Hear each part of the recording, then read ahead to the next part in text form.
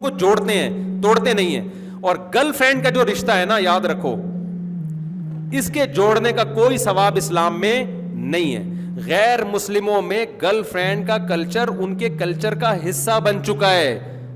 اسی وجہ سے یہ چیز مسلم سوسائٹی میں بھی امپورٹ ہو رہی ہے. خوب سمجھ لو, سب سے غلیظ اور گندا اور پلید اور ناپاک اور گوبر والا رشتہ بوائے فرینڈ اور گرل فرینڈ کا رشتہ ہے. یہ اتنا غلیظ رشتہ, کسی کو بتاتے ہوئے نا شرمایا کرو کہ میری گرل فرینڈ ہے. یہ ناپاک رشتہ ہے, اس محبت پہ کوئی ثواب نہیں ملتا. ان کا فزیکل ریلیشن ہوا, 4 گواہوں سے ثابت ہو گیا ان کمبختوں نے زنا کیا ہے, تو اسلام کہتا ہے ان کو کوڑے مارو. شادی شدہ نے گرل فرینڈ رکھی ہوئی ہے, اسلام کیا کہتا ہے, حکومت کو کہتا ہے آپ نہ یہ کام کریں کہ اس کو زمین میں گاڑ کے پتھروں سے مار کے ہلاک کر دو. اور کنوارا یہ کام کرتا ہے, گرل فرینڈ رکھتا ہے, تو اسلام کیا کہتا ہے, چوک پہ 100 کوڑے مارو اس کو. اتنا غلیظ, اتنا گندا, اتنا پلید رشتہ کس کا, گرل فرینڈ اور بوائے فرینڈ کا. غیر مسلموں میں فخر ہے, پوچھتے ہیں آپ کی کوئی گرل فرینڈ ہے تو اس کو یہ تحفہ دیں. آپ زمین میں گڑ جایا کرو یہ بتاتے ہوئے کہ میری کوئی گرل فرینڈ ہے. نہیں آ رہی میرا خیال ہے بات سمجھ میں؟ گرل فرینڈ سے رشتہ جوڑو گے, خدا کی نظر میں ناپاک اور پلید بن جاؤ گے, زانی کہلاؤ گے. بیوی سے جتنا قریب ہوگے اللہ کی نظر میں اتنے ہی مبارک اور مقدس بن جاؤ گے.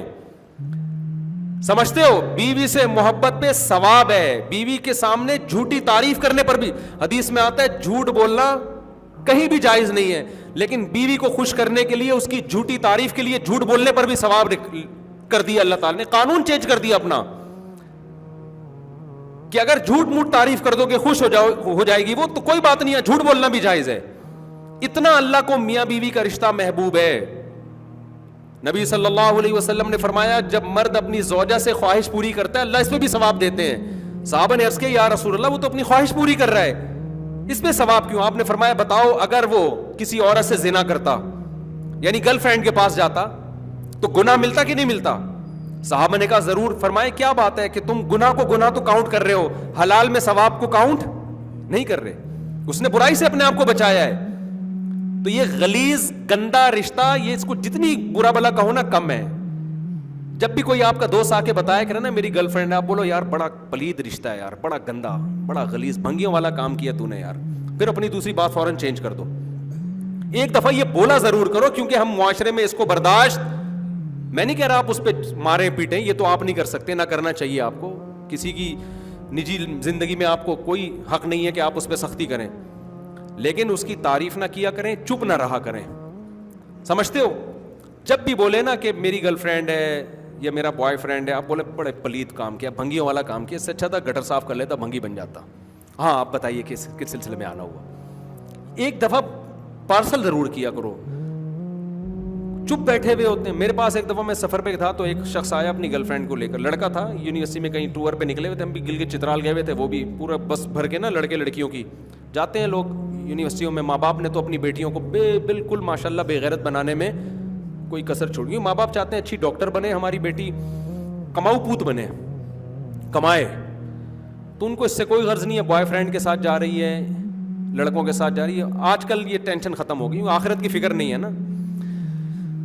تو وہ آیا میرے پاس, کہہ رہے میری گرل فرینڈ ہے, آپ کو سلام کہہ رہی ہے, میں بھی آپ کو سلام کہہ رہا ہوں, میری گرل فرینڈ کے لیے کوئی حکم ہو تو بتائیے. میں نے کہا اس کو حکم یہ ہے, کوئی نصیحت ہو تو بتائیے. وہ تو بیچارہ عقیدت میں آیا تھا. یہ بھی ایک اچھی بات ہے یار, چلو ہمارے پاس کیوں آ رہا ہے, تھوڑی سی مذہب کی محبت ہے تبھی تو آ رہا ہے نا. تو میں نے کہا دیکھو اس کو یہ کہہ دو کہ وہ آپ کو چھوڑ دے اور آپ اس کو چھوڑ دیں. سمجھ میں آ رہی ہے بات؟ تو بری تو لگی ہوگی اس کو, لیکن میں نے کہا پارسل تو کرو نا یار, تاکہ اس رشتے کو لوگ فخر سے کم از کم بولو نا. اگر میں کہتا اچھا گرل فرینڈ ہے اس کو سلام کہیے گا میرا, اپنی گرل فرینڈ, اس کی نظر میں یہ ہوتا ہے کہ یہ کوئی بری بات نہیں ہے. تو میں نے کہا یار آپ کی گرل فرینڈ نے جو کہا ہے کہ مفتی صاحب کو سلام پہنچا دیں اور کوئی نصیحت ہو, میں نے کہا پہلی نصیحت تو یہی ہے کہ وہ آپ کو چھوڑ دیں.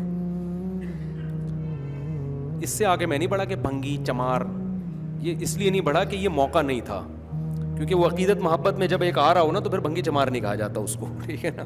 آپ کے تو عقیدت محبت میں نہیں, وہ ویسے ہی آ رہا ہے سلام دعا کے لیے, لیکن یہ بھنگیوں چماروں والا رشتہ ہے, یہ عزت داروں والا رشتہ بولو نہیں ہے. پھر مجھے بعد میں ایک فوراً ایک دم بعض دفعہ ایمرجنسی میں کوئی بات ہوتی ہے نا, تو بعد میں مجھے خیال آیا کہ مجھے ایک جملہ ایڈ کر لینا چاہیے تھا کہ اگر اسی کے ساتھ رہنا ہے تو نکاح کر لو, اور آ جاؤ میں نکاح پڑھا دیتا ہوں یہیں پہ.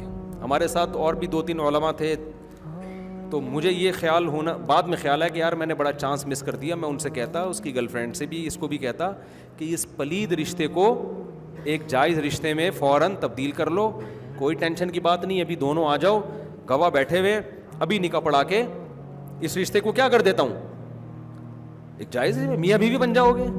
اور رہنے کی نیت سے, اس نیت سے نہیں کہ گلگت سے واپسی کے ٹور پہ ہم نے کیا کرنا ہے, وہ اس نے عدالت سے خلع لینی اور اس نے طلاق دینی ہے, ایسا کچھ نہیں. رہ لو یار, کیا جا رہا ہے یار تمہارا, کتنا آسان ہے, ابھی بھی تو گھوم ہی رہے ہو نا, میاں بیوی بن کے گھومو, لائف کو انجوائے کرو اور رہنے کی نیت سے. لیکن وہ جب بات آئے گی اوڑے ایکچولی رخصتی کیسے ہوگی, ایکچولی ابھی ایجوکیشن اور ٹوپی ڈرامے بکواسات شروع ہو جائیں گے, فوراً ایک لمبی کہانی شروع ہو جائے گی. اور میں ایسی لڑکیوں کو جو بوائے فرینڈ کے ساتھ گلگت کے ٹور پہ نکلی ہوئی ہے, یہ بھی مشورہ نہیں دیتا کہ اپنی اماں سے پوچھو. اصولی طور پر تو لڑکی کو چاہیے شادی سے پہلے اپنے ماں باپ سے پوچھے. میں کبھی ایسی شادی نہیں کراتا کہ لڑکی کو میں باپ سے پوچھے بغیر اس کا کہیں نکاح پڑھا دوں. لیکن جب تو گھر سے نکل گئی ہے, یہاں ابا کو بتا کے ابا نے اس سے نہیں روکا, اس کا مطلب ابا شادی سے روکنے کا تو اب ابا نے حق اپنا خود ہی ختم کر دیا ہے. جب تم ایک بوائے فرینڈ کے ساتھ راتیں ہوٹل میں گزار رہی ہو, یہ کام ابا سے پوچھ کے کیا اس نے, کیا ہو گیا؟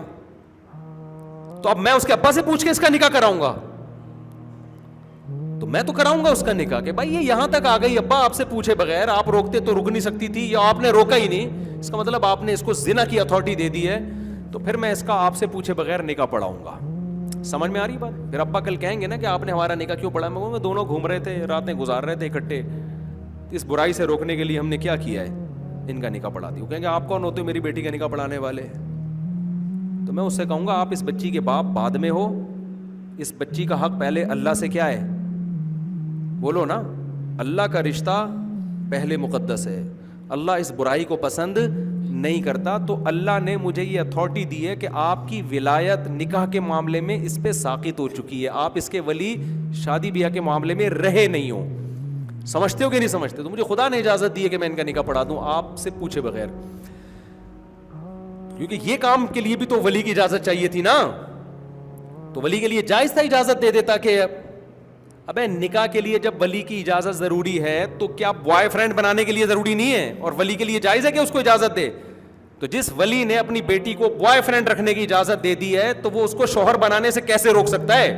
نہیں آ رہی کھوپڑی میں تو جو چل رہے ہو چلتے رہو بیٹھ کے. بل اصل بات میں یہ کر رہا تھا, جب کوئی بتایا گیا میری گرل فرینڈ ہے, تو بولا یار بڑا گندا بھنگیوں والا کام کیا, اور صلاح یہ کیسے آنا ہوا. آپ فوراً موضوع چینج کر دو, کیونکہ پھر وہ برسے گا آپ کے اوپر, تو کون ہوتا ہے مجھے روکنے والا. تو ایک دفعہ یہ پارسل کر دیا کرو, تاکہ اس کو شاید اس کے ضمیر جاگ جائے کہ میں کوئی اچھا کام نہیں کر رہا.